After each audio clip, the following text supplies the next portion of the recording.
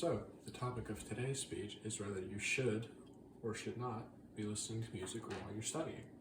The idea of listening to music while studying or working has become very common in the past few years.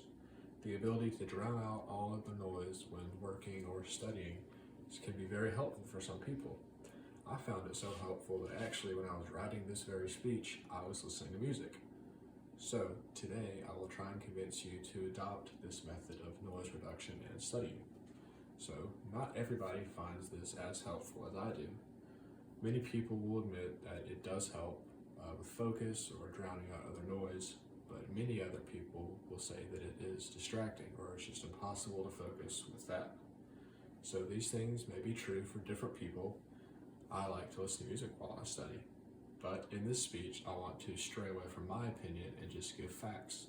So I'll be talking about the pros and cons of both, why you should and should not listen to music while studying. So I'm going to start off with why you should not, and the biggest reason that you're probably thinking of is that it's distracting. That's the main reason people stray away from listening to music, is they just can't seem to get anything done. Some studies show that memorization can also be faulty. There was a study put on by the University of Maryland where they had students sit down and they were given a list of terms or vocabulary words to try and remember. And they had a set of students with music playing and a set of students without. And after the study was done, it concluded that the students that did not have music playing actually remembered much more than the students with music playing. So the University of Maryland came out and said that the idea of being able to retain information or focus better with music playing was ultimately just an illusion.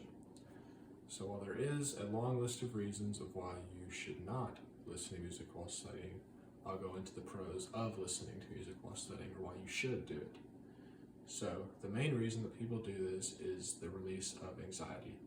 People found that when you're studying with music, you're surrounding yourself with something familiar, songs you've often heard before, so it can be very helpful or very calming whenever you're studying.